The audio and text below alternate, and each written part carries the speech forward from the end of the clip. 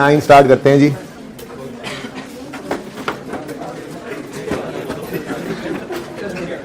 Apple corporation कैसा लगा? अच्छा सवाल था, दोबारा करना था ना। ये कौन बोला? मैंने क्लास में कराया था, कंप्लीट कराया था, होना चाहिए था। आज जाके इसको दोबारा कीजिएगा, ओके? नया होमवर्क भी दूंगा। टेस्ट इस वीक में नहीं होगा, आप लोग इतने सदमे से गुजरे हैं। अगले वीक में ज्यादा सदमा होगा यहाँ पे टेस्ट में, क्योंकि IAS 16 तो आपने पढ़ा ही हुआ है। 36, 23 अब इंशाल्लाह कल खत्म। बस कर दो।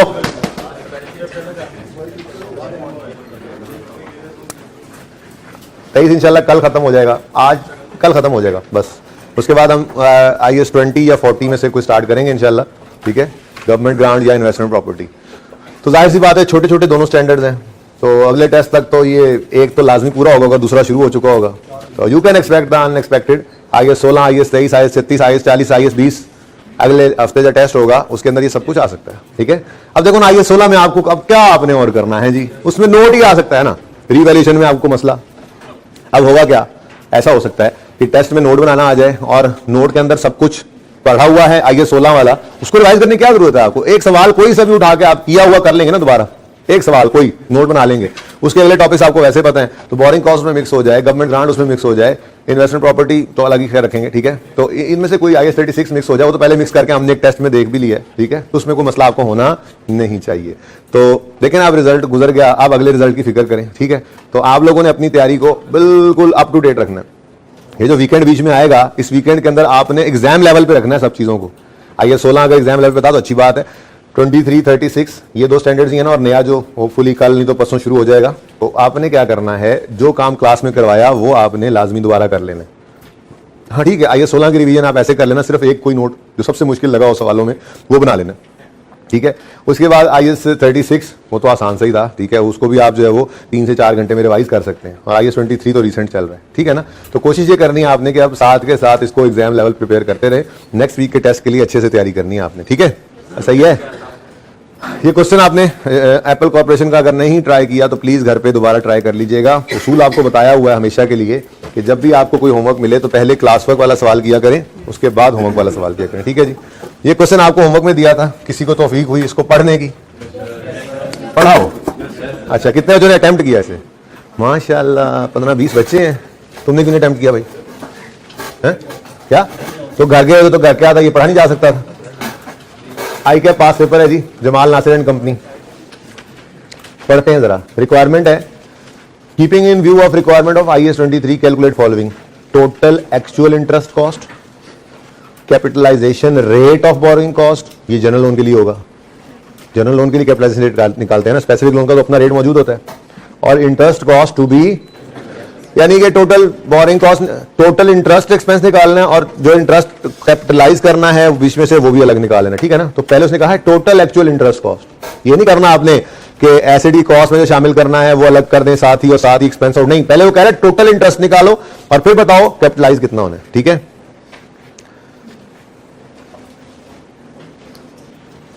बड़े मुस्कुरा रहे हो तुम, है क्या चंचड़ा है? पेपर दिया था कोई? कौन सा पेपर दिया था? 1 2 3 1 और 2 तो ऐसे ही कोई नहीं थे, हैं? सारे पास हो गए फिर तुम्हारे? अच्छा, इंट्रो भी पास हो गया बच्चे कह रहे हैं। किस किस बच्चे ने इंट्रो दिया था? माशाल्लाह, पास हो गया? ना भी हुआ तो आपने कहना पास हो गया है जी। ओके, चलिए सवाल पढ़ते हैं। ऑन 1 नवंबर 2001, अब ईयर एंड क्या है फिलहाल ये नहीं पता मुझे, सवाल के अंदर से देखकर नहीं पता लगा, ठीक है? फॉर द ईयर कह रहा है, देखते हैं। On 1 November 2001, Jamal Nasir and Company contracted Warda Construction Company to have a building constructed for 2.8 million. इस दिन इन्होंने कॉन्ट्रैक्ट किया है, ठीक है, कि हमें बिल्डिंग बना दो 2.8 मिलियन की। Jamal Nasir and company made the following payments to the construction company during 2002: 420, 600, 1080, 900 और टोटल 3000 पे कर गए। कंस्ट्रक्ट करना था 250 का, 3000 पे कर गए, ज्यादा पे कर गए हैं, पता नहीं पेमेंट्स की हैं, कंस्ट्रक्शन कंपनी को की हैं। चलो देखते हैं। Construction was completed and the building was ready for occupancy on 31 December 2002। Jamal Nasir company had following debts outstanding and 31 December 2002। 31 दिसंबर ही ईयर एंड लग रहा है जैसे वो बात कर रहा है। फॉलोइंग डेट्स आउटस्टैंडिंग, मतलब स्पेसिफिक लोन है, स्पेसिफिक लोन है, मुझे तो नहीं लग रहा। आगे बता रहा है वो कंस्ट्रक्शन के लिए स्पेसिफिक लोन लिया, ठीक है। अच्छा हाँ ये जी स्पेसिफिक है। 15% 3 ईयर लोन, ये क्या मतलब होता है जी? 15% 3 ईयर लोन क्या मतलब? एक लोन लिया है 3 साल के लिए और उस पर रेट ऑफ इंटरेस्ट है 15%। 15% 3 year loan obtain to finance purchase of land and construction of building dated 31 December 2001। ये क्या है जी? लोन आने की डेट है, ऐसा ही है, with interest payable annually on 31 December, और वो है ₹1.5 मिलियन। उसने निकाल के भी दे दिया। वजह क्या होगी? उसने लोन की अमाउंट नहीं दी हुई थी, है ना, लोन की अमाउंट गिवन, लेकिन उसने ये बता दिया कि 31 दिसंबर 2001 पे ये लोन लिया है और इंटरेस्ट पेबल होगा एनुअली, तो 31 दिसंबर 2002 पे इंटरेस्ट पे होगा कि 31 दिसंबर 2001 पे हो जाएगा। Interest is never paid in advance, interest is always paid in. अच्छा हम भी तो लोन के ऊपर इंटरेस्ट रेट लगा के इंटरेस्ट एक्सपेंस ही निकालते हैं ना।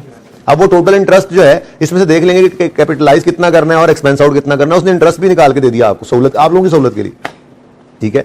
चले अदर डेट्स, अब अदर डेट्स जो है वो स्पेसिफिक नहीं है, ठीक है ना।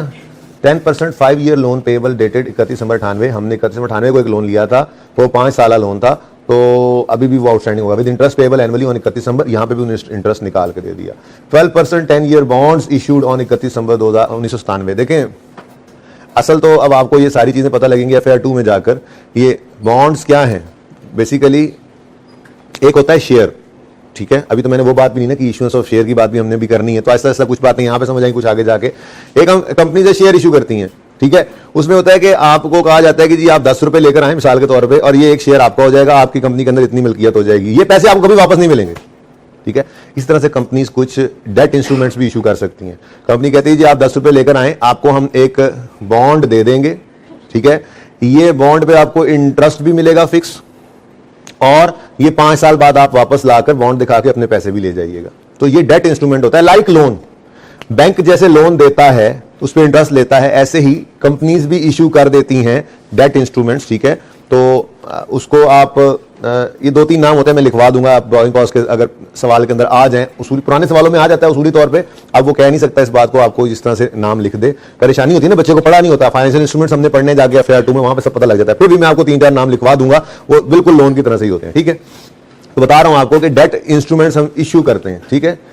बॉन्ड्स इशू करती हैं कंपनीज और उसके ऊपर इंटरेस्ट भी पे करना पड़ता है, और ये एक लायबिलिटी है। कल को बंदे वापस आएंगे तो ये बॉन्ड्स जो है वो दिखाकर अपने पैसे भी लेकर जाएंगे। तो this is just like loan, this is just like loan. आपने बैंक की बजाय जनरल पब्लिक से लोन लिया हुआ है, जाहिर है उसकी कुछ शराइत होती हैं, ऐसे नहीं कि अब आप उठ के कहें जी मैं डेट इंस्ट्रूमेंट इशू कर दूं और लोगों से लोन ले लूं। जाहिर सी बात है कोई रिक्वायरमेंट्स होंगी लॉ की, वो पूरी करती होगी जो कंपनी, वही डेट्स इशू कर सकती है भारत, और फिर लोगों का इत्मीनान भी होगा तो ही वो लेंगे। होंडा वाले अगर बॉन्ड इशू करते हैं तो हो सकता है वो ले लें, लेकिन आप अगर आप खड़े हो जाए कहें जी मैं बॉन्ड इशू करता हूं तो शायद कोई भी लेने ना आए, ठीक है ना। तो बहरहाल एक चीजें होती हैं, फिलहाल सादा बात रखें।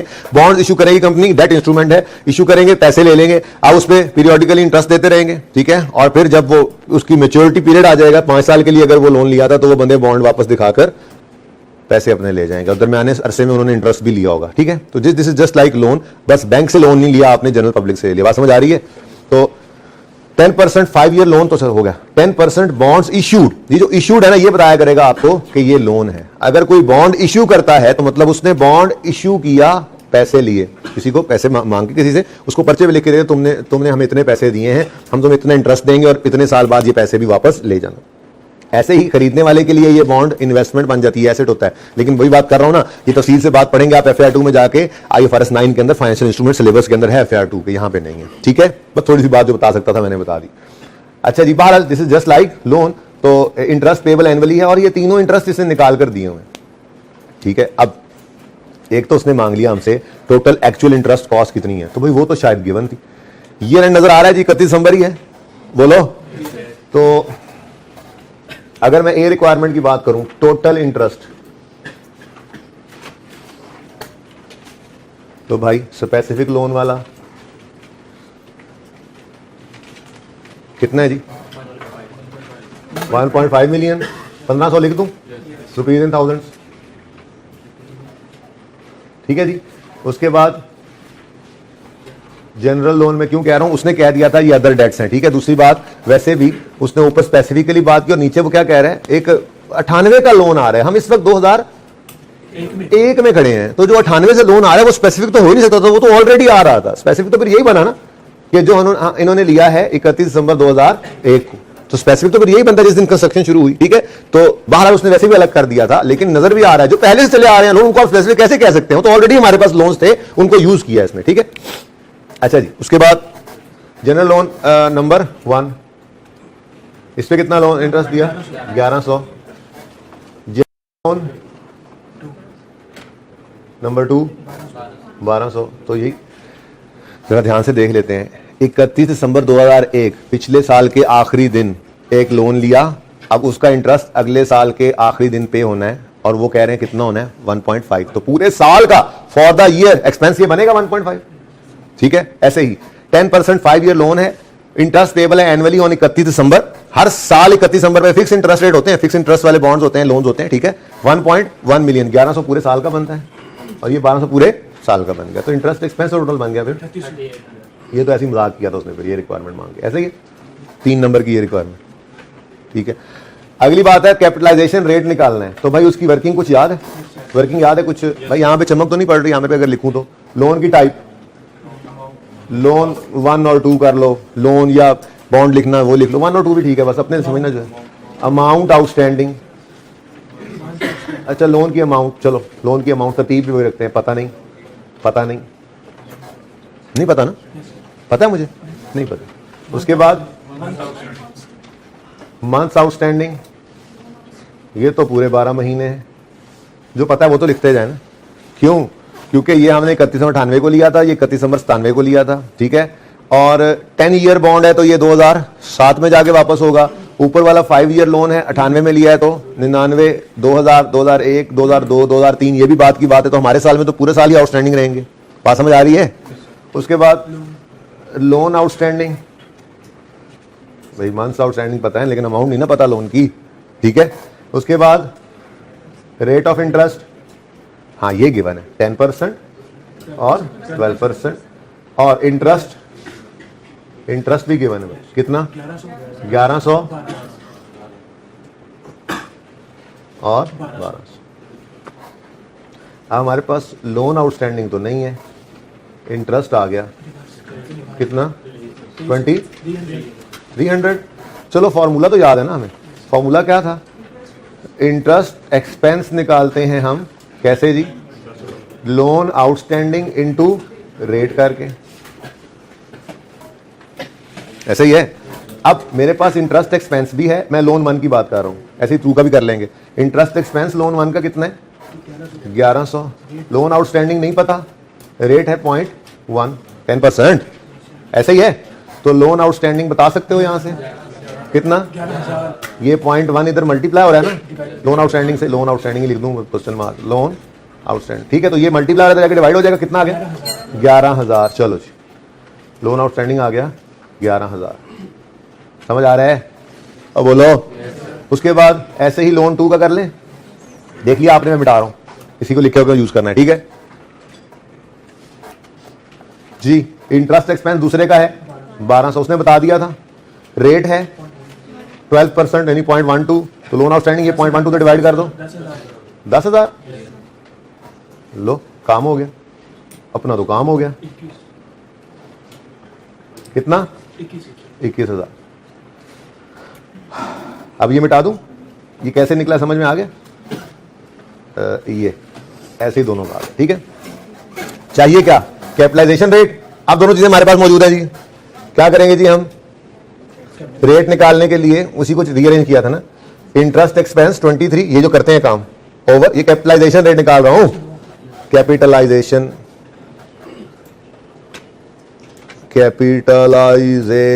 रेट, नहीं समझ आ रही? अच्छा ऐसे करके बैठा, पता नहीं क्या हो रहा है जी। Over 21,000 into 100 is equal to जी 10 पॉइंट, कितने क्वेश्चन यही निकाल लिया था घर में। अच्छा 2-4 ही हैं बस, चले समझ आ गया। दूसरी रिक्वायरमेंट भी हो गई पूरी, ये रिक्वायरमेंट भी आ गई। अब interest cost to be capitalized है, डेट्स हमें गिवन है पेमेंट्स की, रिसीट पेमेंट स्केड्यूल बना लेते हैं, माना मैंने कि नहीं है हमारे पास इन्वेस्टमेंट का कोई रेट गिवन, लेकिन रिसीट पेमेंट से फिर भी फायदा ही हो जाता है। लोन की स्पेसिफिक देखें, हमें स्पेसिफिक लोन, अगेन अमाउंट नहीं गिवन, प्रॉब्लम है भाई। स्पेसिफिक लोन के अमाउंट गिवन है कहीं से देखो, 15 ईयर 3% लोन। तो ये सारे सवालों में यही मामला ही करना था, सारे सवालों में यही मामला करना था। स्पेसिफिक लोन के लिए भी ये काम करना पड़ेगा हमें। ये देखो, ये जो मैंने काम किया, स्पेसिफिक कंस्ट्रक्शन डेट है, इंटरेस्ट एक्सपेंस सवाल में उसने बताया कितना है, 1500। ये कैसे आया होगा, लोन इनटू रेट करके, ठीक है। अब लोन का तो पता नहीं है, हाँ रेट का तो पता है। रेट कितना है, 15% जी, तो इनटू 0.15 आ गया। बोलो, यहां पे रेट ही लिख दूं मैं।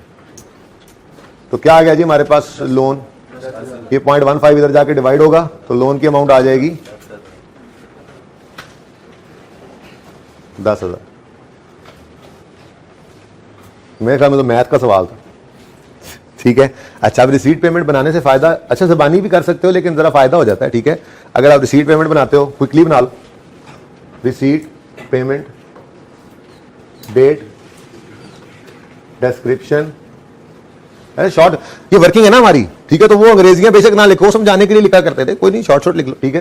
Specific loan, general loan,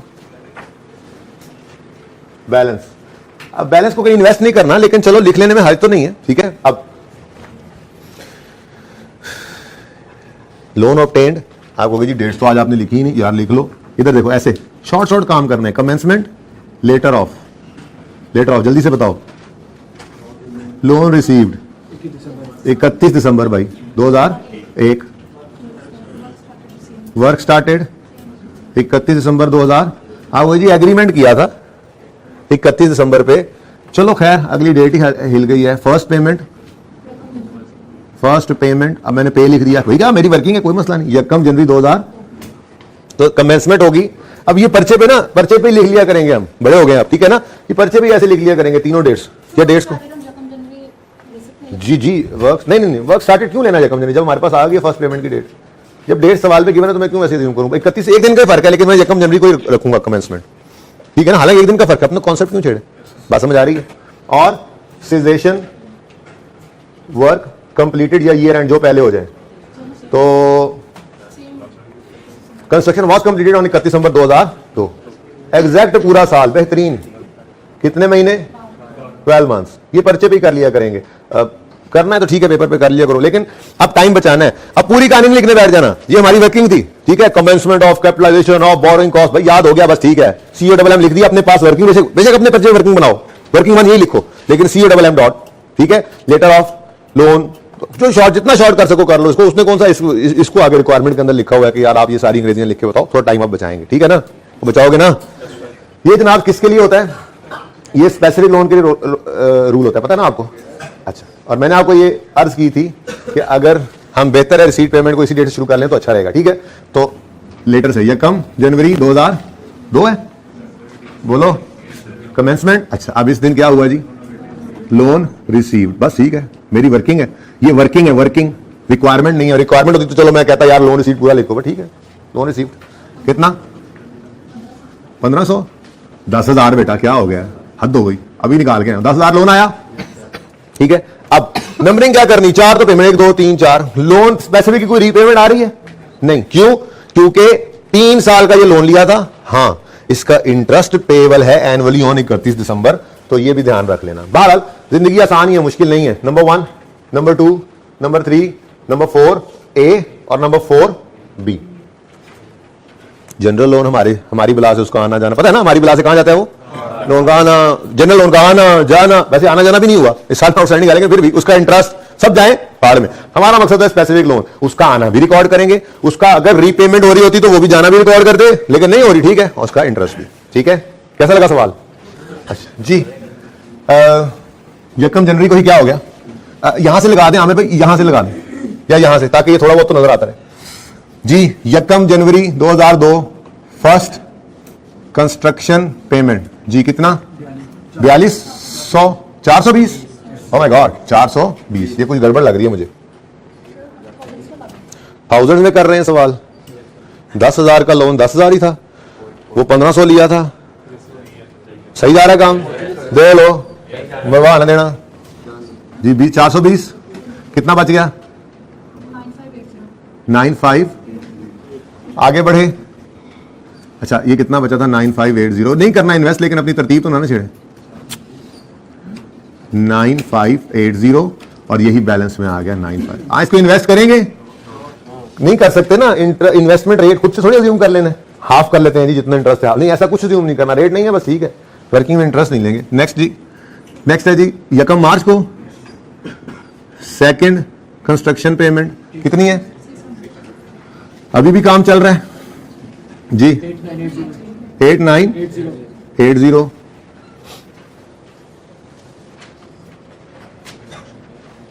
next जी, यकम मई 2002 को थर्ड कंस्ट्रक्शन पेमेंट 1080।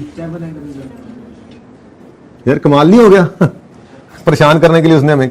अच्छा जी, उसके बाद मैं भी आपके साथ ही सवाल कर रहा हूं, मैंने भी छुट्टियों में कोई नहीं सवाल किया जी, मैंने भी याशी मारी। 31 दिसंबर 2000 जी, मेरी ही तो छुट्टियां थी, आपकी कौन सी छुट्टियां थी? 900। ये क्या है? फोर्थ। आपको तो रिजल्ट की टेंशन थी, छुट्टियां तो मेरी थी जी। आपको भी नहीं थी रिजल्ट की टेंशन? पेपर ही कोई नहीं दिया था सर हमने। अल्लाह जी 900 चूहे वाला 900, ये आ गया 7000। इंटरेस्ट भी पे कर डालो। 31 दिसंबर 2002 क्या है? Interest on specific loan, interest paid on specific loan कितना? 1500। लो यार, इतना काम करके पता चला फिर कोई भी फायदा नहीं होया। क्यों? क्योंकि हमें इन्वेस्टमेंट तो करनी नहीं थी सवाल में देखा जाए तो, ठीक है। और स्पेसिफिक लोन सारा यूज नहीं हुआ कि जनरल लोन की डेट ऑफ पेमेंट चाहिए होती, मतलब फजूल में ये काम किया हमने। अब रह जाती है बात interest cost to be capitalize की। तो जनरल लोन से तो कुछ पे हुआ ही नहीं, ऐसा ही है। यानी कि ये दोनों इंटरेस्ट एक्सपेंस तो हैं, लेकिन ये कैपिटलाइज, ये कोई 1000 का मसला तो नहीं है यार, देख लो यार। मुझे लगता है कि ये लोन दिया हुआ है, ये लोन दिया हुआ है, सॉरी जी जी जी जी जी। ऐसे कैसे इतना 7 नंबर वो दे दे जी, माजरत मैं रिवर्स करता हूँ सारी। अच्छा कुछ भी नहीं कटने लगा, अभी सही होगा सब कुछ। पढ़ता हूँ जरा मैं दोबारा। मैं भी कहूँ इतना आसान कैसे हो गया काम जी।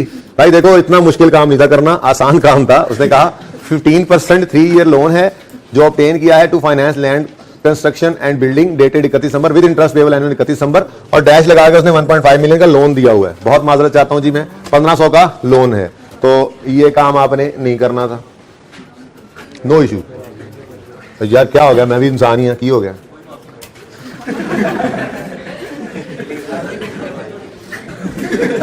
अच्छा जी, सुने सुने सुने सुने। हाँ भाई, लोन आउटस्टैंडिंग है, ठीक है। लोन आउटस्टैंडिंग कितना, जल्दी बताओ। लोन आउटस्टैंडिंग है 1200, 1100 है, 1100। शुरू से करते हैं ना काम यार, बस कर दो। एक तो मैं ये नहीं कह रहा कि काट के तो नई सिरे से रिकॉर्डिंग करूं, है ना, अब सही है, करने तो गलती जी। अच्छा 1100 और 1200, ठीक है जी। अच्छा अच्छा, ये आउटस्टैंडिंग में लिखूं या अमाउंट में लिखूं? अमाउंट में लिख लो। 1100 का लोन लिया, पता नहीं साल के पुराने को 97-98 का आ रहा है, साल के ओपनिंग डेट पे भी था और पे नहीं हुआ तो क्लोजिंग पे भी मौजूद है, तो इसलिए 1100 ही आना था। 1200 लिया लोन, ये भी पुराना चला आ रहा है, तो ये भी पूरा साल आउटस्टैंडिंग रहा, तो यही अमाउंट रही। इंटरेस्ट बता दो मुझे। 445। अब यार मैंने गलती कर दी, तुम लोग कैलकुलेशन में गलती करोगे। 1100 का 10%, 110, 1200 का 12%, और ये टोटल। तो भाई देखा, थोड़ा सा वैसे, अच्छा वैसे था कंफ्यूजिंग ही, डैश लगा दी उसने। अब मैं इंटरेस्ट समझ गया, लेकिन थोड़ा सा अंदाजा हुआ कहां पे जाके, यार 7 नंबर के लिए वो ये तो नहीं करेगा कि जी सिर्फ ये इंटरेस्ट एक्सपेंस है बस स्पेसिफिक लोन, वो गड़बड़ हुई तो फौरन वापस आए, कोई नहीं, देर नहीं लगती, ऐसे पेपर के अंदर भी हो जाए तो जी। ये यही से ही निकाला था हमने, यही वाला फॉर्मूला जी। हाँ जी बोले। 250 4 divided by 20, 300, into 100 is equal to, अच्छा करीब करीब ही था। ले जी, रिक्वायरमेंट बी हो गई। अब टोटल इंटरेस्ट निकाल लेते हैं जी, टोटल इंटरेस्ट भी निकालना पड़ेगा, एंड पे ना निकाल लें, चलो निकाल लो, एंड भी निकाल लेंगे जी, ठीक है। लो भाई सब चेंजेस आ गई, माशाल्लाह माशाल्लाह। अभी देखना, हाँ भाई स्पेसिफिक लोन 1500 रुपए का है, 15,000 रुपए का नहीं है।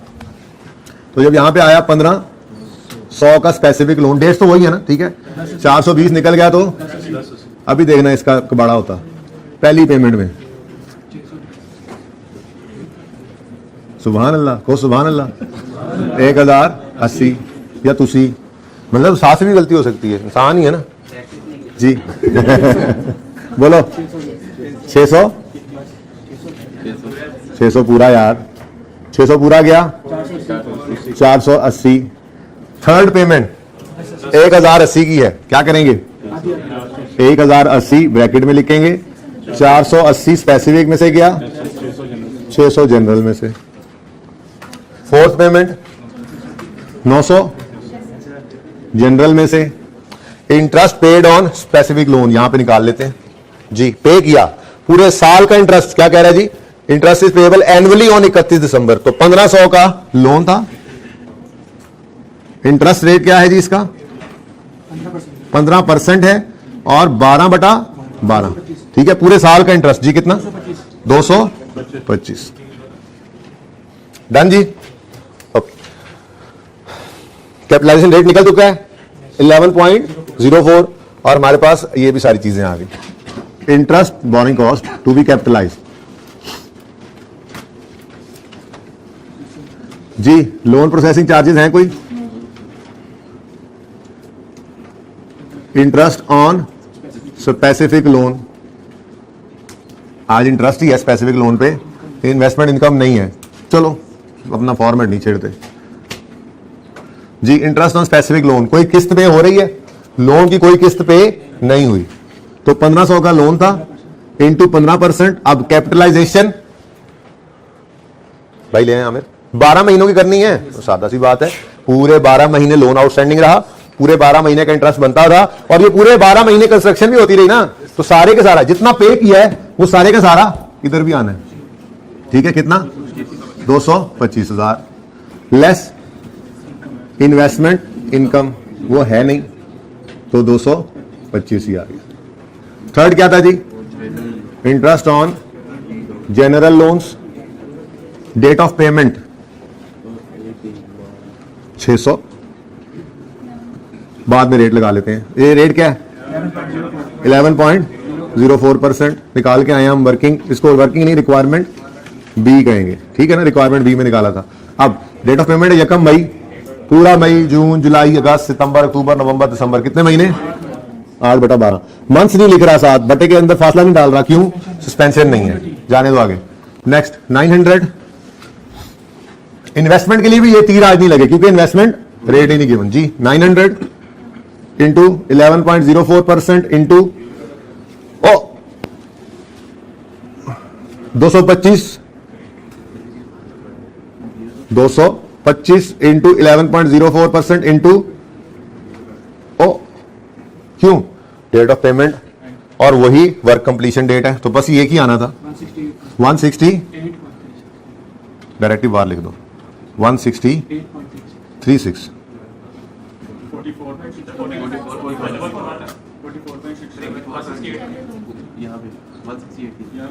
0.41 है, 44.1 है, बड़ी मेहरबानी है जी। 2 है,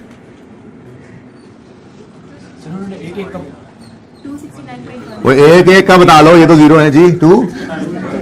269 पॉइंट, यही था।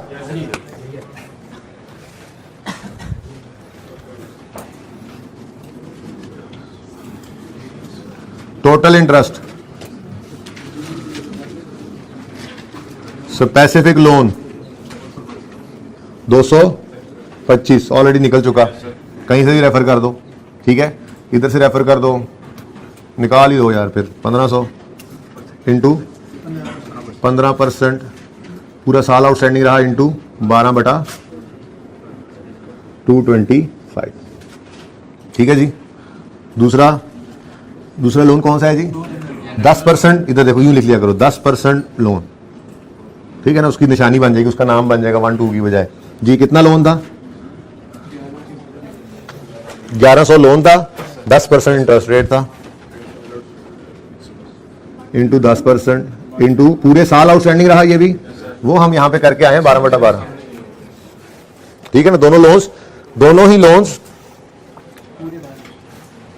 98 में लिया और 2008 में वापस होने हैं, 97 में लिया, ऐसे ही कुछ 2005-6 में ऐसे, यानी साल से पहले लिए हुए हैं, साल के बाद में वापस होने हैं, तो 12/12। बैंक को 110 रुपए का इंटरेस्ट देना पड़ा। थर्ड 12% है, 12% वाला लोन जो है, उसका नाम होता है 12% लोन। कितना है जी? 1200 इंटू 12% इंटू 12/12, 144 जी, 470।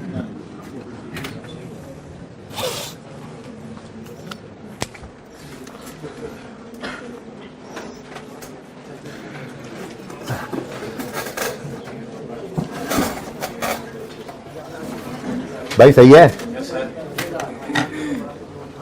शुक्र है क्लास में सही हो गया। मैं ऐसे ही करा के भेज देता ना तो फिर कल मैं कह रहा हूँ हो सॉरी मैंने देखा। ठीक है। अब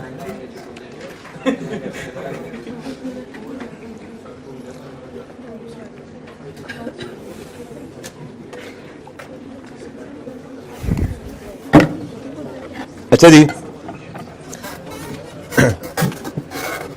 आ जाए जी। अब आज एक नया कॉन्सेप्ट करते हैं। हाँ, वो ये रिक्वायरमेंट है, क्या लिखा है उसके साथ? तो कर लो रिक्वायरमेंट, तो ये कर लो यार। अब ये थोड़ी गलती है यार, ये मिटा देते हो सारा, कोई एक बच्चा।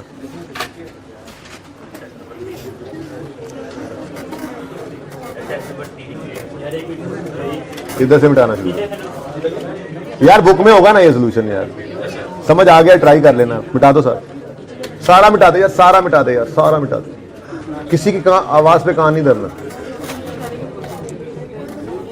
वैसे कमाल नहीं होगा वैसे।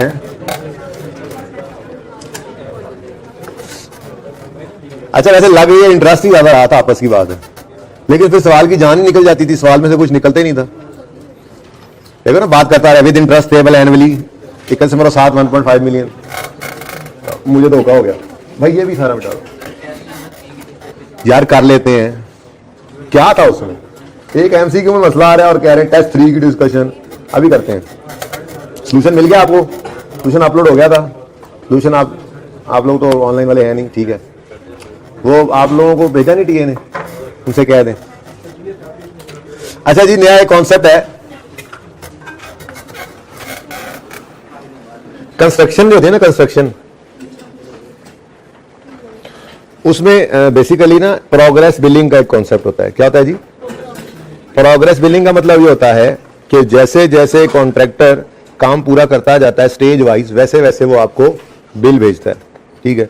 नॉर्मली क्या होता है, ये नॉर्मल जो कंस्ट्रक्शन बिजनेस के अंदर जो नॉर्मल रूटीन चलती है वो ये चलती है कि मिसाल के तौर पे आपने 1 करोड़ रुपए का प्रोजेक्ट शुरू कराया, अब कॉन्ट्रैक्टर आपने हायर कर लिया, उसने आपसे कहा जी आप 10% तो दे दें एडवांस, मोबिलाइजेशन एडवांस भी कहते हैं। मोबिलाइजेशन एडवांस मतलब जी अब काम शुरू करना है, कुछ चीजें लेके आनी है, स्टार्ट के अंदर कोई इक्विपमेंट पकड़ेंगे, हमको मटीरियल एक बार शुरू करने के लिए कुछ एडवांस पकड़ा दें।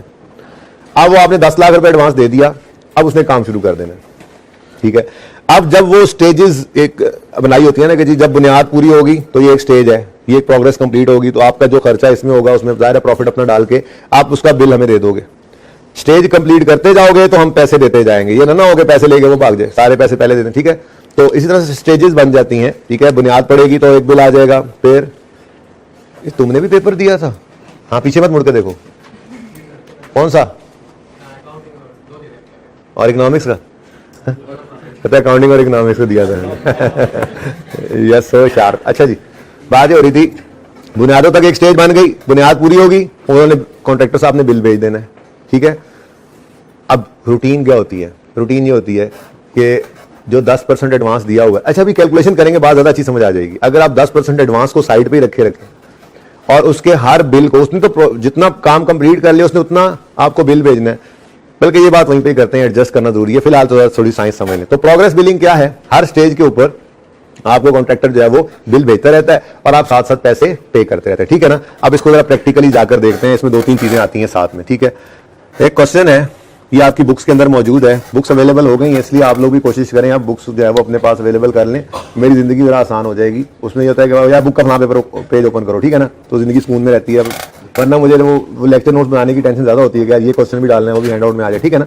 तो बुक्स कितने बच्चों ने ले ली? वैसे 3-4 नजर आ रही है मुझे, शाबाश, कोशिश करके ले लीजिएगा, ठीक है जी। हाँ नहीं, ये पास पेपर का नहीं है, ये प्रैक्टिस क्वेश्चन भी नहीं है, बल्कि ये बेसिक प्रैक्टिस क्वेश्चन जो प्रैक्टिस क्वेश्चन से पहले नोट्स में चल रहे थे उनमें एंड पे करके है, ठीक है ना। ये चैप्टर का एंड हो रहा है, ये समरी और यहाँ पे चैप्टर खत्म हो रहा है, ठीक है ना। ये बुक पेज नंबर जरा पुराना है फिलहाल, ओके। तो ये क्वेश्चन आपके सामने एक है, इसमें मैं आपको सिखाता हूँ ये कॉन्सेप्ट। आसान कॉन्सेप्ट है, मुश्किल बिल्कुल भी नहीं है, इसलिए रिलैक्स होकर देखिए इसको।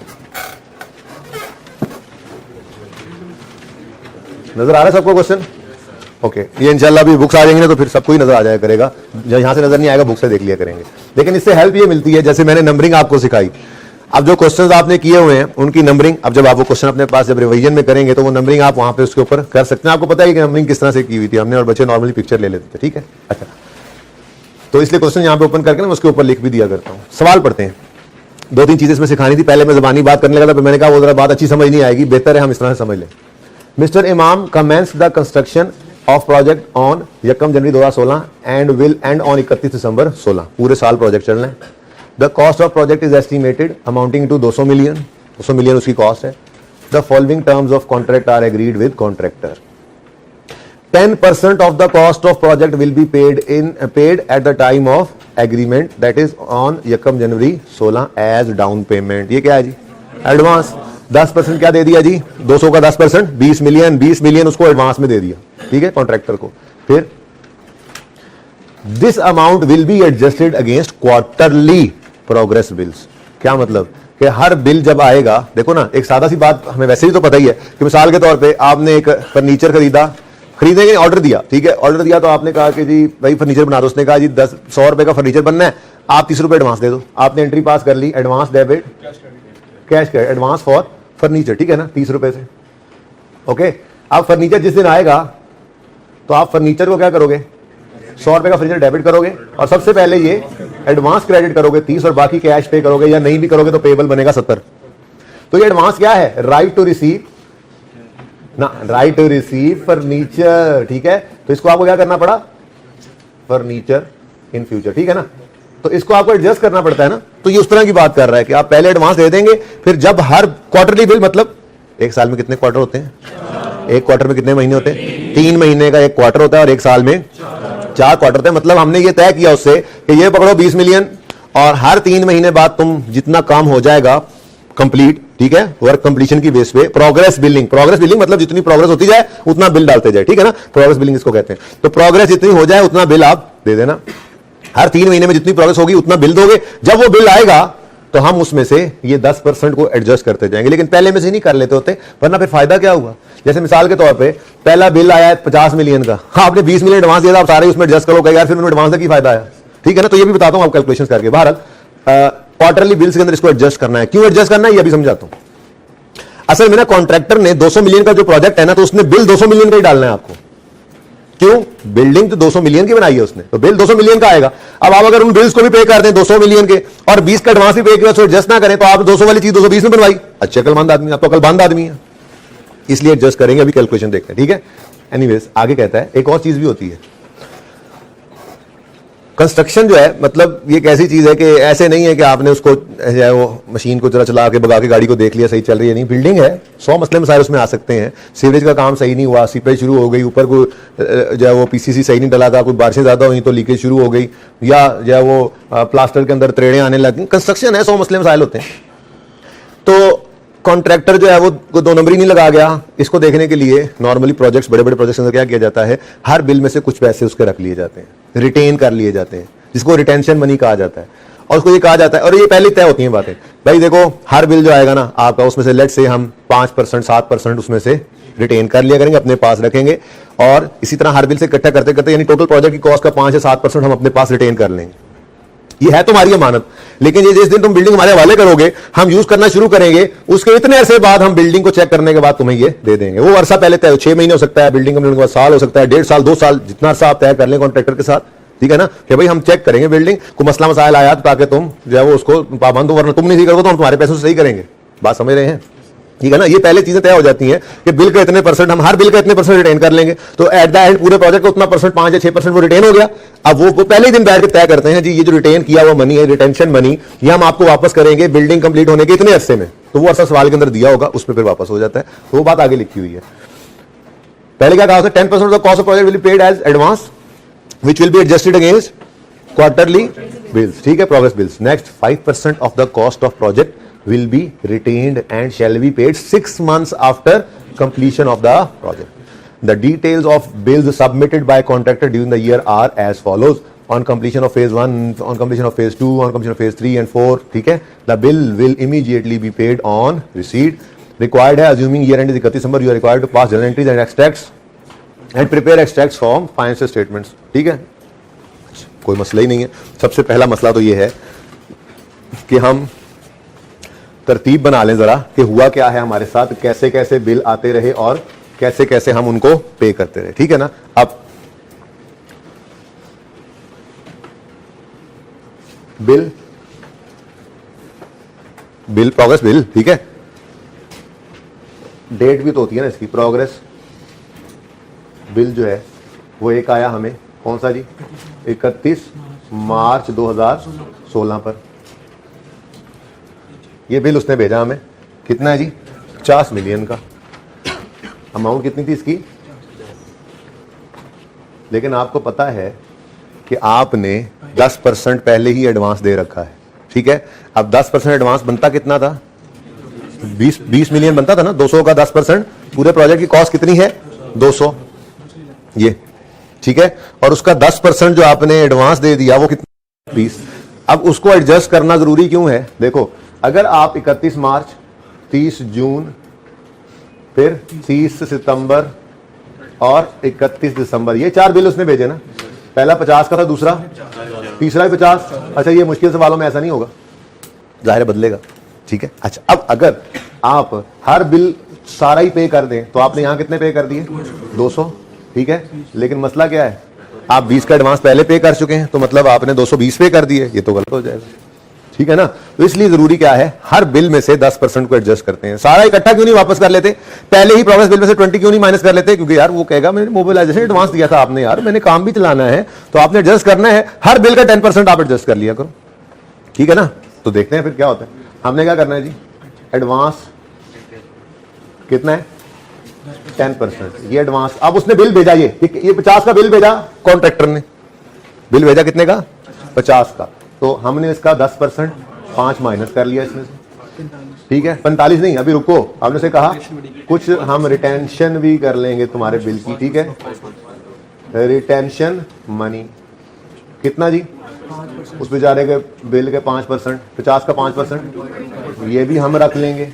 और इधर देखो, नेट पेड, नेट पे करेंगे फिर, ठीक है। नेट पेड भी हो सकता है, पेबल भी हो सकता है, बहरहाल ये नेट हमने पे करना है, कितना, 42.5। बात समझे हो, सही है। अगला, अब इसकी एंट्रीज दिखाता हूं, अभी मसला कोई नहीं। अच्छा, 42.5 हम पे कर देंगे, उसको कहेंगे कि ये पकड़ो, कह रहे हैं कि इमीडिएटली पे हो जाना है, वो बिल लेके आएगा, ये जी 50, हम कहेंगे ठीक है, 5 माइनस एडवांस एडजस्ट कर लिया हमने इसमें से, और 2.5 रिटेन कर लिया हमने, ये पकड़ो 42.5 रुपए और जाओ, ठीक है, वो चला जाएगा। फिर वो आएगा 30 जून पे 50 का बिल लेकर, हम कहेंगे 5 एडवांस। ये मुश्किल सवालों में ना और क्या होना है, ये बस फिगर्स बदल जाएंगी, ठीक है, फिगर्स बदल जाएंगी, टोटल अमाउंट तो फिर प्रोजेक्ट की बटी होती है ना, डिफरेंट बिल्स आते हैं, जरूरी नहीं कि बराबर बराबर बिल ही आए। आप कहेंगे प्रोग्रेस बिलिंग में तो हमेशा बिल बराबर होंगे, बिल बराबर नहीं होते, ठीक है ना। हाँ, लेकिन कॉन्सेप्ट सीख लें आसान सवाल से, 42.5। तीसरे बिल में भी ऐसे ही किया हमने, और 42। चौथे बिल में भी ऐसे ही किया, और 42.5। अब अगर आप गौर करें तो ये 20 बनता है, ठीक है, और ये 10 बनता है, और ये 100, ठीक है ना। तो ये तीनों मिलकर 200 ही बन रहे हैं, ठीक है। बस समझ आइए, आसान है, मुश्किल है बात, एंट्रीज करके देखते हैं।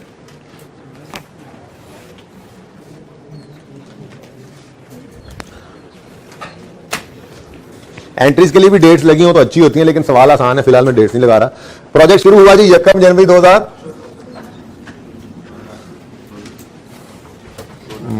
1 जनवरी 2016। चलो यहां से शुरू कर लेता हूं जरा। 1 जनवरी 2016 पर प्रोजेक्ट शुरू हुआ और 20 मिलियन का एडवांस दिया। किसको? ठेकेदार को। तो advance to contractor debit, advance to contractor debit और कैश क्रेडिट। कितना दिया था जी? 200 का 10%। ठीक है, 20 मिलियन ये एडवांस पे कर दिया आप। इसकी नरेशन को मुश्किल तो नहीं, आप लिख लोगे एडवांस पे टू कॉन्ट्रैक्टर। ठीक है ना? एंट्रीज मांगे तो नरेशन लिख दिया करो। ठीक हो गया? एडवांस पेड टू कॉन्ट्रैक्टर मुश्किल। अब 31 दिसंबर नहीं, 31 मार्च 16 आया और बिल आया। भाई एक बात याद रखनी है, बिल पहले रिकॉर्ड करना है और फिर उसकी पेमेंट रिकॉर्ड करनी है। ये तो सेम डे है ना, लेकिन सवाल अच्छा होगा तो सेम डे पर पेमेंट नहीं हो रही होती। तो मैं आज चाहे 31 दिसंबर पे ही पेमेंट हो रही है, मैं आपको कहूंगा कि पहले आप पेबल रिकॉर्ड करो और फिर पेमेंट करो। फिर अगली बात भी समझा देता हूं कि फर्क क्या पड़ेगा मुश्किल सवाल में। ठीक है, अब 31 दिसंबर 16 पर बिल भेजा उसने, कितना? 50 मिलियन का। मुझे ये बताओ, क्या 50 मिलियन की बिल्डिंग बन गई है? अगर 50 की बिल्डिंग बनी नहीं है तो फिर उसने बिल किस लिए आपको भेज दिया 50 का? 50 की बिल्डिंग बनी है, हाँ, कंप्लीट नहीं हुई बिल्डिंग तो कैपिटल वर्क इन प्रोग्रेस है, लेकिन 50 की तो बन गई ना। ये इतनी दीवारें खड़ी हो गई, ये एसेट बन चुका है, तभी उसने 50 का बिल डाला, वरना वो बिल नहीं डाल सकता था 50 का। बस समझ रहे हो? तो फिर हम क्या कहेंगे, जिस दिन बिल आएगा, बिल की amount total capital work in progress में आप डेबिट करोगे। क्या बना रहा है? प्रोजेक्ट है, कंस्ट्रक्शन ऑफ, मैं बिल्डिंग कहता हूं जी, मेरी अपनी एग्जांपल है बिल्डिंग। ठीक है, और सही है बिल्डिंग, तो मैं CWIP बिल्डिंग डेबिट कर दूंगा। सवाल में लिखा होगा जो वही वाला एसेट हो जाएगा। ये कितने से? हाँ, हमेशा CWIP बिल्डिंग को आप हमेशा डेबिट करोगे ग्रॉस बिल से। किससे जी? ग्रॉस बिल से। ये याद रखने वाली बात है बस। ये क्या है? ये ग्रॉस अमाउंट है। क्या है जी? Gross bill amount, gross bill amount. और ये क्या है? ये क्या है? बोलो बोलो बोलो। Net bill amount. ठीक है, तो कभी भी नेट से बिल्डिंग को नहीं हमने करना डेबिट। भाई बिल्डिंग को 42.5 की बनी है, बिल्डिंग तो 50 की बनी है, उसमें से कुछ पैसे पहले दिए हुए थे वो रिटेन कर लिए, और कुछ पैसे हमने वैसे रिटेन, सॉरी, कुछ पैसे पहले दिए थे वो एडजस्ट कर लिया, और कुछ हमने रिटेन कर लिया, और बाकी उसको पे कर देंगे, या उसको भी कहेंगे थोड़े दिन बाद आगे ले जाना। ये भी हो सकता है मुश्किल सवालों में, अभी तो आसान है, लेकिन मैं कह रहा हूं आज तो ऐसे ही कहेंगे। तो CWIP बिल्डिंग हमेशा हमेशा ग्रॉस बिल से। ठीक है जी। अब वो लेके आया बिल 50 का, हमने कहा कुछ तो पहले हम दे चुके हैं एडवांस टू कॉन्ट्रैक्टर, यहां से वर्किंग से मिला करेगा कितना? कुछ फिर कभी देंगे, रिटेंशन मनी पेबल। ये RM पेबल क्या है जी? Retention money payable. कितना?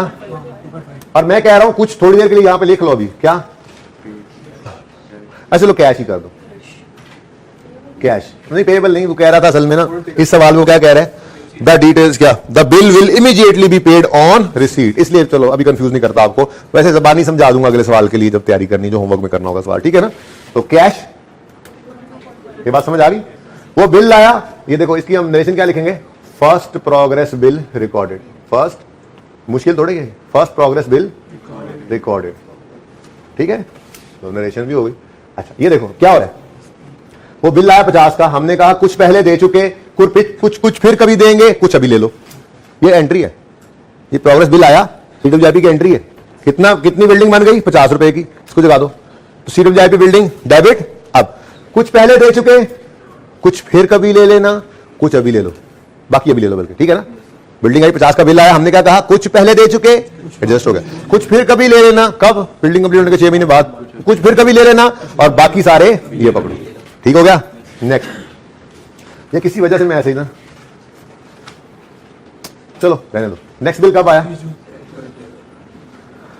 बल्कि यार इसी को ना कर लेंगे थोड़ा सा चेंज बाद में। ओके अच्छा, फिर जी 30 जून पे बिल आया। 30 जून, भाई ये सवाल की एंट्रीज पूरी हो जानी। ठीक है ना? 30 जून पे बिल आया, कितना बिल आया? 50 का। तो CWIP बिल्डिंग में क्या जाएगा? 50 हमेशा। ठीक है, हमेशा ग्रॉस बिल। अब हम क्या कहेंगे, भाई कुछ आपको पहले दे चुके हैं, ठीक है, कितना 5, कुछ फिर कभी ले लेना 2.5, बाकी अभी ले लो 42 पॉइंट। तो भाई बात समझ आ रही है? अगर एडवांस और रिटेंशन मनी आ जाए, काम वही चल रहा है। वो जो पेमेंट्स करते थे हम कॉन्ट्रैक्टर को, वो पेमेंट्स आज एसेट की कॉस्ट नहीं बन रही हैं। अगर प्रोग्रेस बिलिंग और रिटेंशन मनी और एडवांस आ जाए तो एंट्री थोड़ी सी बदल जाती है, ठीक है। वरना पहले क्या होता था, पेमेंट दे देता था हमें, हम पेमेंट उठा के कह देते थे ये कॉस्ट ऑफ प्लांट है, कॉस्ट ऑफ बिल्डिंग है। लेकिन अगर एडवांस और रिटेंशन मनी आ जाए तो भाई बिल की कुछ अमाउंट एडजस्ट हो जाती है और बिल की कुछ अमाउंट हम रिटेन करते हैं, लेकिन बिल्डिंग तो पूरे बिल के अमाउंट से बनी हुई है ना, तो फिर ये एंट्री थोड़ी सी बदल सकती है। सिर्फ 2 चीजें लिख दे वो तो सवाल के अंदर, ठीक है ना। तो छोटा सा कॉन्सेप्ट है, मुश्किल नहीं है, लेकिन ना करें तो फिर बच्चे में आ जाए तो मुश्किल है जी। सेकंड प्रोग्रेस बिल रिकॉर्डेड, ठीक है। मैं किसी वजह से ऐसे ही बस किसी वजह से जगह छोड़ता जा रहा हूं, ठीक। उसके बाद जी तीसरा बिल आया जी 30 सितंबर को, बोलो 30 सितंबर 2030/9/16 तीसरा बिल आया CWIP बिल्डिंग। ग्रॉस बिल ने इधर जाना हमेशा बिल्डिंग में जी, कितना 50। कुछ पैसे भाई आपको पहले एडवांस टू कॉन्ट्रैक्टर, कितना 5, कुछ फिर कभी ले लेना 2.5, बाकी अभी ले लो 42.5। आपने नहीं ये जगह छोड़नी जो मैं छोड़ रहा हूं जगह, ये तो मैं बाद में सवाल इस सवाल को बदल दूंगा ना, तो फिर ये जगह यूज कर लूंगा, ठीक है। नहीं आप क्यों, आप तो ये सवाल बस नोट कर लेंगे। वैसे इसका सोल्यूशन मौजूद है, अच्छा तो ऐसे ही है कि आप इसको ऐसे ही नोट कर लें, एक जगह छोड़ते जाए, एक एंट्री की 2-2 लाइनें छोड़ते जाए, क्योंकि ये सवाल का सोल्यूशन जो इधर लिखा हो ये तो मौजूद है बुक में, ठीक है। जो हम बदलेंगे उसका मौजूद नहीं होगा। चलो बाद में पिक्चर ले लेना, छोड़ो टेंशन नहीं लिया करो। फिर जनाब आखिरी बिल आया 31 दिसंबर 2016 पे, फिर 50 का बिल था। CWIP बिल्डिंग डेबिट 50 से, कुछ पहले दे चुके थे। क्यों बेटा कंप्लीट तो होने दो, अभी एक बार सारी कंप्लीट करके एक बार निकाल भी दूंगा, वो एंट्री भी कर देता हूं, ठीक है। पहले एक बार कंप्लीट तो कर लीजिए जी 5, फिर रिटेंशन मनी पेएबल 2.5, बकाया ले जाओ, ठीक है जी। अब इस दिन बिल्डिंग होगी कंप्लीट। मेरे एक स्टूडेंट ने कहा बिल्डिंग कंप्लीट हो गई है जी, आप इसको CWIP कह रहे हैं, नहीं कह रहा, बिल्डिंग कंप्लीट हो गई है। अब बिल्डिंग डेबिट करेंगे, CWIP को क्रेडिट भी करेंगे, ठीक है। अब देखो बिल्डिंग डेबिट होनी है और कैपिटल वर्क पता नहीं कितने से, capital work in progress of building credit होना है, ठीक है। ये तो पता लगेगा ना, जितना इस CWIP में डेबिट हो चुका होगा वो सारे क्रेडिट होगा। तो लेट्स सी, 50 से डेबिट हुआ, फिर 50 से डेबिट हुआ, फिर 50 से डेबिट हुआ, और फिर तो कितना डेबिट हो चुका था 50 जमा 50 जमा 50, तो आगे निकल जाएगा काम। ऐसे नहीं ठहर देना यार, ऐसे 50 प्लस काम वो करे ना जो हर जगह चल जाए। जब डिफरेंट होंगी तो फिर 15 into 4 कैसे करोगे जी। कितनी बिल्डिंग के CWIP में क्रेडिट हो चुकी थी अमाउंट 200 डेबिट हो चुकी थी, वो क्या कर दिया क्रेडिट, और बिल्डिंग आज हो गई डेबिट। अब हम डेप्रीशिएट भी करते, लेकिन मसला यह ईयर एंड हो गया और लाइफ भी गिवन नहीं है। अगर लाइफ गिवन होती, ईयर में कोई एक आधा महीना रहता होता, तो हम इसको डेप्रीशिएट भी कर लेते, ठीक है ना। लेकिन फिलहाल डेप्रीशिएशन नहीं कर रहे। यहां तक को मसला किधर नहीं दिया। आप एसेट उधार खरीदें, आप प्लांट खरीदने चले गए बाजार, पैसे नहीं थे, आप उधार पे खरीद के ले आए, क्या एंट्री करते थे इंट्रो में, प्लांट डेबिट और पेएबल क्रेडिट, पैसे तो दिए नहीं, प्लांट की कॉस्ट ऐड कर दिया आपने, प्लांट को कैपिटलाइज कर दिया आपने। हाँ समझ गए, ठीक है, समझ आइए बात। पेएबल मतलब एसेट खरीद लिया उधार पे, तो ये भी वैसे ही है, थोड़े पैसे रखे हैं हमने और बिल्डिंग तो बन गई है, इस्तेमाल भी करना शुरू कर दी है। बिल्डिंग कॉस्ट में इसलिए कहा बिल्डिंग की कॉस्ट, CWIP बिल्डिंग में हमेशा क्या जाएगा ग्रॉस बिल, हमेशा ग्रॉस बिल। किसकी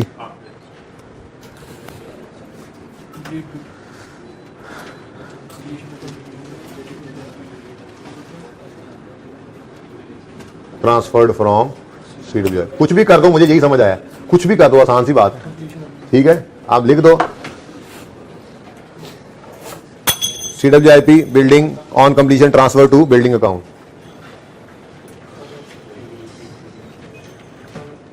छूट गया, ओ बच गई, कुछ तो नीचे गिरा हुआ है। अच्छा जी, ओके, अच्छा जी, अब थोड़ी बात कर लें बैलेंस शीट के एक्सट्रैक्ट्स की, वो भी तो बनाने पड़ने हैं ना, मांगे गए हैं हमसे। मैं इनकम स्टेटमेंट के एक्सट्रैक्ट्स की बात नहीं कर रहा, इनकम स्टेटमेंट में कुछ जाना नहीं था ना हमारे सवाल से, सभी बैलेंस शीट आइटम्स हैं, ठीक है ना। सही है, सिर्फ अलग अलग क्वेश्चन है बस, कोई इंटरेस्ट कोई आ नहीं रहा, इसलिए सिर्फ बैलेंस शीट टैक्स बना लेते हैं।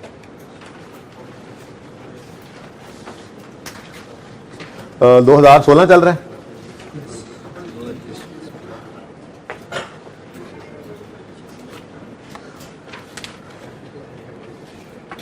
इधर देखो, मैं ही चाहूंगा कि सब कुछ ही लिख लें तरतीब से, बिल्डिंग और CWIP ऑफ बिल्डिंग, ये साल में दोनों ही आए थे।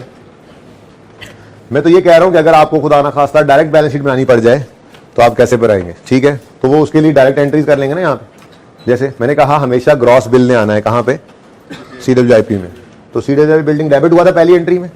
अब मसला क्या है, मसला ये है कि एक आपका करंट एसेट भी पड़ा है, कौन सा, एडवांस टू कॉन्ट्रैक्टर, कौन सा, पहली एंट्री देखो, आपने एडवांस डेबिट किया और कैश क्रेडिट कर दिया, आपका करंट एसेट है। करंट क्यों है, ये इसी साल के अंदर एडजस्ट हो जाना, नजर आ रहा है हमें, साल का प्रोजेक्ट है, सारा ही एडजस्ट हो जाना, ठीक है। अब पहली एंट्री, आप, मैं सारी एंट्रीज यहां पोस्ट कर रहा हूं फिलहाल, ठीक है, एडवांस टू कॉन्ट्रैक्टर डेबिट और कैश क्रेडिट, एसेट बन गया। अब पहला बिल आया, ठीक है, 50 से CWIP डेबिट, एडवांस क्रेडिट और रिटेंशन मनी पेबल, ये तो करंट लायबिलिटी बनती है, बोलो करंट लायबिलिटीज में करंट क्यों, करंट क्यों, जब ये एंड पे हम पहुंचेंगे ना तो उस दिन खड़े होंगे तो 6 महीने में पे हो जानी है, ठीक है, नॉन करंट भी हो सकती थी, कुछ करंट कुछ नॉन करंट नहीं, करंट या नॉन करंट होगी एक दफा। मिसाल के तौर पे कहते हैं कि जी बिल्डिंग कंप्लीशन के 1.5 साल बाद वापस करनी है, हम इसको नॉन करंट लायबिलिटी कहते हैं, ठीक है ना, बाहर लिख तो लें फिलहाल एंट्रीज फिर करते, रिटेंशन मनी पेबल। अच्छा जी, इधर देखो, इधर देखो, पहली एंट्री क्या किया आपने, एडवांस डेबिट कैश, कैश को प्रेजेंट करें, कभी भी नहीं करते थे, एक्सट्रैक्ट्स में कभी भी नहीं करते कैश को प्रेजेंट, क्योंकि हमें नहीं पता कैश के अंदर क्या चल रहा है, ओपनिंग कितना था, क्लोजिंग कितना आएगा, कितने डेबिट्स हुए, कितने क्रेडिट्स हुए, हम नहीं कैश को जो ना प्रेजेंट कर सकते, इसलिए कभी भी एक्सट्रैक्ट्स के अंदर हम कैश को प्रेजेंट नहीं किया करते, इन्फॉर्मेशन ही ना होती पूरी, ठीक है, तो कैश को बस इग्नोर करेंगे, बाकी सब चीजें लेंगे। तो एडवांस डेबिट कैश क्रेडिट 20 से, फिर पहला बिल आया, बिल का 50 का बिल था, CWIP debit, advance credit minus हुआ और रिटेंशन मनी पेएबल क्रेडिट ये बढ़ गया, ये माइनस नहीं हुआ, ये लायबिलिटी है, ठीक हो गया, पहला बिल डन, बोलो। अगला बिल आया, फिर वही CWIP debit, advance credit, retention money payable credit, अब ये लायबिलिटी है तो इसलिए पेएबल क्रेडिट होना मतलब बढ़ रहा है, और ये एसेट था, ये क्रेडिट होते हुए कम हो रहा है, समझ आ रही है, सबको समझ आ रही है, पक्की बात है। नेक्स्ट तीसरा बिल आ गया भाई, बोलो भाई, CWIP debit, advance credit, retention money payable credit. चौथा बिल आ गया, CWIP debit, advance credit, retention money payable credit, ठीक है, सही है। और आखिरी एंट्री, बिल्डिंग कंप्लीट होगी जी, बिल्डिंग कंप्लीट होगी, कितना बड़ा था देखो, 50 50 50 50 200, ये 200 यहां से करो क्रेडिट और बिल्डिंग में कर दो डेबिट, यहां पे क्या बच गया, यहां पे क्या बच गया, 0, ठीक है, और ये 200 बिल्डिंग में नजर आने लगे। क्यों नहीं, ये बुक वैल्यू पे जा रही, डेप्सिट नहीं हो रही, क्योंकि एक तो साल का एंड था, दूसरा लाइफ वगैरह गिवन नहीं थी, अगर होता ना महीना डेढ़ दो पहले खत्म हो जाती और लाइफ भी गिवन होती, डेप्सिट करके इसको बुक वैल्यू पे लिखते हैं। ये बात समझ आई। इधर देखो क्या बचा, 0, सारा एडजस्ट हो गया, और इधर देखो क्या बचा, 10। ये देखो उसने कहा था कि बिल का 5% हम रिटेन करेंगे और 17 में जाकर 6 महीने गुजरने के बाद तुम्हें वापस करेंगे, है तो लायबिलिटी ना हम पे, किसी की अमानत पड़े ये पैसे, समझ के बाद नहीं समझ आई, तुम्हें समझ नहीं आई मुझे लग रहा तुम्हें, हाँ देख लो, ये जी बैलेंस शीट भी बन गई हमारी। अब जल्दी से बताएं, समझ आ गया तो मैं सवाल को मुश्किल करूं, कर दूं मुश्किल, कर रहा हूं मुश्किल, फिर सवाल भी चेंज करूं, वो तुमने होमवर्क में करना है। जरा देखना पास पेपर कौन सा है, अल्फा ट्रेडिंग, देखना जरा किताब वाले बच्चों, अल्फा ट्रेडिंग इसके पास पेपर में देखो जल्दी से, बहुत ही जबरदस्त सवाल है, जबरदस्त कमाल सवाल है, पास पेपर 4 है यार, मुझे दिखाना जरा, मेरी तसल्ली नहीं हो रही यार, कुछ सवाल मैंने कम ज्यादा किए हैं असल में। जी बिल्कुल यही है इसकी रिक्वायरमेंट, अगर आप पढ़ें ना, from the above information compute the related amounts and disclose them under appropriate heads in ATS statement of financial position. Balance sheet की एक्सट्रैक्ट मांग ली है इसमें, ठीक है, 12 नंबर का सवाल है, तो एंट्रीज नहीं मांगी, लेकिन आप तो कर लेंगे ना एंट्रीज, आप तो आप है ना, आप वैसे ही कर लेंगे एंट्रीज, पर्चे में नहीं करते रहना सब कुछ, अभी सीखने के लिए, क्योंकि ये एक सवाल है, एक ये एक आधा टेस्ट में आ जाए बस, इससे ज्यादा प्रैक्टिस तो है नहीं, ये बिल्कुल मुश्किल है कि ये कॉन्सेप्ट पूछे, हम पीछे सारी बोरिंग कॉस्ट तैयार कर चुके हैं, IS 23 हमारा तैयार है इंशाल्लाह, ये एडिशनल काम समझ लें स्टैंडर्ड के अंदर, लेकिन इसका मतलब ये नहीं कि समझे ना, समझ लें, ये भी आ सकता है, होने को तो कुछ भी हो सकता है। वो सिर्फ इतना सवाल दे दे, 6-7 नंबर का दे सकता है। ओके, तो आसान कॉन्सेप्ट है, समझ लेने में हर्ज नहीं है। एक सवाल ये कर लें, एक होमवर्क वाला कर लें, कल डिस्कस कर लूंगा, एक आधा टेस्ट के अंदर इसका टच दे देंगे, बस अल्लाह का फैसला। हो सकता है टेस्ट में, हो सकता है ना भी है। Okay Ashish, okay okay okay, बदल रहा हूं सवाल। The bill will be paid on the bill will be paid after 15 days of receipt। ठीक है जी, जिस दिन बिल आएगा हमसे कहेंगे ठीक है रख दो, हम चेक करेंगे, उसके बाद तुम 15 दिन बाद आके अपना चेक ले जाना। ऐसा भी तो हो सकता है। सवाल बदल गया, अब सोल्यूशन बदलने लगा। वर्किंग में कोई चेंज नहीं है, वर्किंग में कोई चेंज नहीं है। क्यों? वो तो वही रहना है। वो तो हमने अमाउंट निकाली है कि कितनी बिल की अमाउंट है, कितना एडवांस एडजस्ट करना है और कितना रिटेंशन मनी रखना है और बाकी कितना पे करना है। अब ये देखो, एडवांस डेबिट कैश क्रेडिट ठीक हो गया, सीडब्ल्यूआईपी डेबिट बिल आ गया, कुछ पैसे दे चुके थे, कुछ फिर कभी लेना, कुछ थोड़े दिन में, मतलब यहां पे पेएबल टू कॉन्ट्रैक्टर क्या आएगा जी? पेएबल टू कॉन्ट्रैक्टर, बाकी एंट्री वही रहनी। अब 15 दिन बाद, ठीक 15 दिन बाद, 15/4/16 को वो फिर आ जाएगा। वो कहेगा भाई आपने कहा था 15 दिन बाद आके लेना। हाँ हाँ चेक तैयार है तुम्हारा, तो क्या करेंगे जी? पेएबल टू कॉन्ट्रैक्टर डेबिट, ये मैं पहले असल में वो करने लगा था 42.5, मैंने कहा चलो अलग अलग समझा दूं, जरा अच्छा समझ आ जाएगा। अच्छा समझ आ गया ना? ठीक है, अगले बिल पे गए। अब हमारे सवाल में से एक लाइन सिर्फ बदली है, ठीक है, और एंट्रीज बदल गई।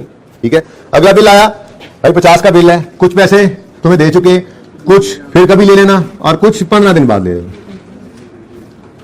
पेएबल टू, बस इतना सा चेंज आया और एक एंट्री एडिशनल आ गई। 14 जुलाई 16 को वो फिर आ जाएगा, चेक दे देंगे उसको या कैश पे कर देंगे। Payable to contractor debit cash credit 42.5। भाई समझ आ रही है बात? तो मैक्सिमम मुश्किल यही हो सकती है इसके अंदर। अब मैक्सिमम मुश्किल यही हो सकती थी कि बिल जिस दिन आया है उसी दिन पे ना। मुश्किल बात तो नहीं है, आसान बात। हाँ जी, पेएबल टू कॉन्ट्रैक्टर, अब समझ आई तुम्हें? वो भाई साहब इधर इधर इधर क्या हो, देखो अब तो हम कैश भी पे नहीं कर रहे, लेकिन बिल्डिंग फिर भी रिकॉर्ड कर रहे हैं, क्योंकि बिल्डिंग कंप्लीट होने पे उसने बिल भेजा है। इतनी बिल्डिंग हमारी बन गई है, तो बिल्डिंग को डेबिट कर लिया हमने, 1 रुपया भी ना दे, सारा पेएबल है। उसके साथ बात की 10 साल बाद पैसे देंगे तुम्हें, ठीक है।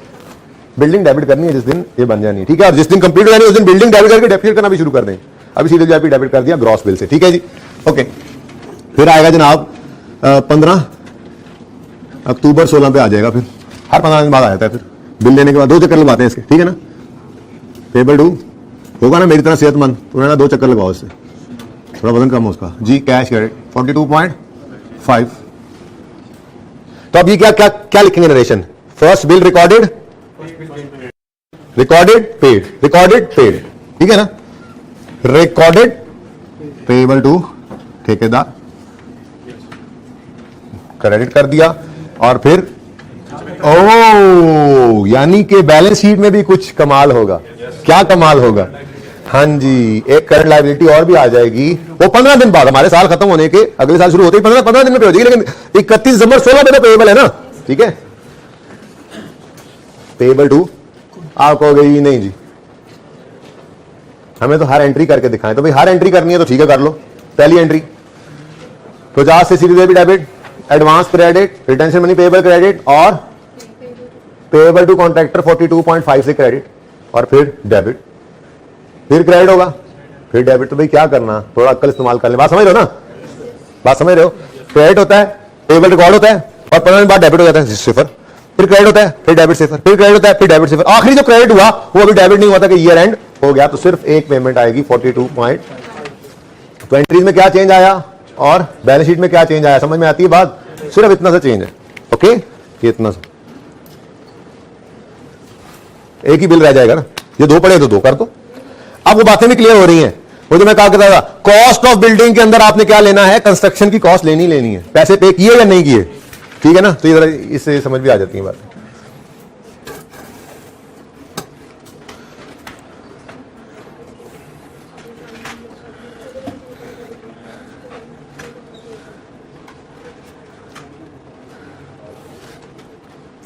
जी बच्चों, ये सवाल कुछ ऐसा है, ऑन यकम जुलाई 14, ये नंबर जरा चेंज कर दिए मैंने, क्वेश्चंस कुछ उधर से ऐड हो जाते हैं, कुछ नए कुछ पुराने, तो उसको छोड़ें आप, मैं भी नई बुक रख लेता हूँ। ये पास पेपर 4 है जी आपका, अल्फा ट्रेडिंग। ऑन यकम July 14, alpha trading limited signed an agreement with Quality builders limited for construction of an office building. सिर्फ पढ़ा रहा हूं भाई, करना आपने, ठीक है। देखते हैं ना आपको क्या समझ आई। उसके बाद हो सकता है कल नया टॉपिक शुरू करने इसकी डिस्कशन के, बस इसकी डिस्कशन ही रहती है और कुछ नहीं रह गया। ये सवाल दे रहा हूं, इसकी डिस्कशन है, प्लस कोई कल फिर एक एक करके ना सवाल आपको रोजाना होमवर्क में देता रहूंगा इसका, ताकि इसकी प्रैक्टिस भी चलती रहे और नया टॉपिक हम कल इंशाल्लाह बुनियाद डाल देंगे, ठीक है। हाँ जी, Alpha Traders Limited signed an agreement with Quality Builders for construction of an office building at a cost of 500 million. Construction commence on यकम July 14 and is plan to complete on 30 June 16। 2 साल में फैल गया है, तो ये मसला हो गया। 2 साल पहला प्रोजेक्ट है ना। फिर कहता है the payment made to builder were as follows, invoice date, payment date, advance pay किया 50, यानी कि इनवॉइस आई, उन्होंने भेजा बिल बिल्डर साहब ने 20 जून को, और हमने यकम जुलाई 2014 को उसकी पेमेंट कर दी 50 मिलियन, ये एडवांस है, ठीक है। आगे 10 सितंबर को उसने बिल भेजा, 31 अक्टूबर को हमने पे किया उसको, फर्स्ट प्रोग्रेस बिल था, नेट पेमेंट है। क्या है ये, कुछ गड़बड़ है, ग्रॉस हमें निकालनी पड़ेगी। कहां से निकालेंगे भाई, ये हमारी वर्किंग है, उसने ये अमाउंट दे दी पर्चे में, नो इश्यू। अभी देख लेंगे कि एडवांस कितने परसेंट है, अभी नहीं बताया उसे एडवांस कितने परसेंट है, ठीक है। लेकिन नजर आ रहा है 500 मिलियन का 10% है, फिर भी कहीं ना कहीं बता भी देगा, ना बताए तो नजर आ रहा है 500 मिलियन का प्रोजेक्ट है, 50 का एडवांस है, ठीक है ना। तो ऐसे ही आप यहां पे लिखोगे 10%, फिर जितना रिटेंशन मनी अगर कोई है तो वो यहां पे लिखोगे। अब ये अमाउंट दी हुई है, आपने रिवर्स बैक करके ग्रॉस निकालना, जरूर निकालना है, और ये दोनों फिगर निकालनी, क्योंकि C2JIP ऑफ बिल्डिंग डेबिट होना है हमेशा ग्रॉस। तो ऐसे पर्चे के अंदर वो आपको ब्लफ कर सकता है, अमाउंट दे दी आपने, इसको पकड़ के इधर रख लिया, चल 42 का 10%, फिर उसका 5%, फिर उससे नीचे भाई वो कह रहा है नेट पेमेंट है, नेट पेमेंट है। एनीवेज, अच्छा सवाल, आगे बढ़ो। ये 3 बिल्स आ गए, मतलब 3 पेमेंट्स आ रही हैं, 2 ही बिल सिर्फ आए हैं उसकी तरफ से। The progress bills were paid after deduction of advance and retention money at 10 and 5% of gross amount of bills respectively. Gross amount of bill का 10 और 5 एडजस्ट करने के बाद नेट पेमेंट होती है, और ऊपर लिखा क्या हुआ है, नेट पेमेंट। समझ आई बात की। तो रिवर्स बैक करना आता है, इतने तो बड़े हो गए अब, वो मैट्रिक का बच्चा भी कर ले, कर लो। ओके, ना करो। Retention money is to be refunded on completion of warranty period of 1 year from date of completion of building। अब बनानी बैलेंस शीट है, अब यकम जुलाई, ईयर क्या है जी जिस पे बैलेंस शीट बनानी है, ईयर एंड क्या है जी, 31 दिसंबर 2014 ईयर एंड है। सुभान अल्लाह, 31 दिसंबर 2014 पे जो आपने रिटेन करने हैं पैसे, 31 दिसंबर 2014 तक जो पैसे रिटेन करने हैं आपने भाई साहब, वो कब पे होने हैं, ओ भाई 30 जून 16 पे कंप्लीट होना है, और 30 जून 17 पे वो पैसे वापस करने हैं। तो एक तो बैलेंस शीट बनाते हो रिटेंशन मनी पेबल को नॉन करंट लायबिलिटी में रखना, करंट में ना रखना, ये ध्यान रखना, ठीक है। अच्छा, ऑन यकम September, construction work was stopped for 1 month to resolve geological complications pertaining to foundation of the building. Geological complications हर बिल्डिंग बनते हुए नहीं आ जाती कि जमीन धस रही है और फलां हो रहा है, ढिमका हो रहा है, किसी किसी जगह पे होता है। नॉन रूटीन सस्पेंशन है, सस्पेंशन भी है सवाल में, मुबारक हो। कैसा अच्छा सवाल दिया ना आपको होमवर्क में, ओके। अब वो कहता है the construction cost has been financed from following sources, bank loan 100 was obtained on यकम July 14, the loan carries this and this, the principal payment this and फलां फलां फलां, सब पता है आपको, सब पता है। वो ऊपर वाला स्पेसिफिक लोन है, क्योंकि सवाल खामोश है। वैसे तो नजर आ रहा है यकम जुलाई को ही प्रोजेक्ट शुरू हो रहा है और ये लोन भी ले रहे हैं, लेकिन इसने ये नहीं कहा specifically obtained for the building, लेकिन आपको बताया हुआ है। अगर सवाल खामोश हो तो लोन कौन सा होता है, स्पेसिफिक, ठीक है। कोई ऐसी निशानी नहीं है कि एग्जिस्टिंग लोन कह रहा है या पहले से चला आ रहा है, ले भी इसी साल के स्टार्ट में रहा है, तो सारी निशानियां पूरी हैं। सवाल खामोश है तो कौन सा लोन, स्पेसिफिक, सब कुछ पता है आपको। एग्जिस्टिंग फाइनेंस फैसिलिटी, ये कौन से was used for balance payment, average running finance balance for the year end 31 was 190, markup charges for the year amounted to 24,27। Rate खुद निकालना पड़ेगा, बस इतना सा काम है। उसने लोन की अमाउंट भी दे दिया आउटस्टैंडिंग और इंटरेस्ट भी दे दिया, और ठीक है, समझ रहे हो।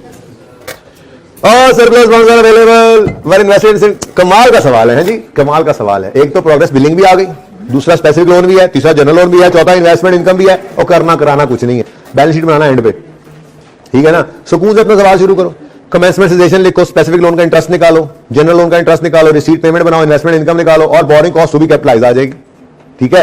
अब CWIP के अंदर ये 2 बिल्स जाएंगे, ग्रॉस अमाउंट से प्लस कर दोगे उसके अंदर कैपिटलाइज बोरिंग कॉस्ट, क्या हो गया उसमें हो, ठीक है। ये सवाल ट्राई करना है, ये आखिरी सवाल है इंशाल्लाह, ये एडिशनल समझ लो, इससे पहले पहले तैयारी तो हम कर ही चुके थे, लेकिन इसके ऊपर जान लगा लो, कल इंशाल्लाह इसको डिस्कस करूंगा।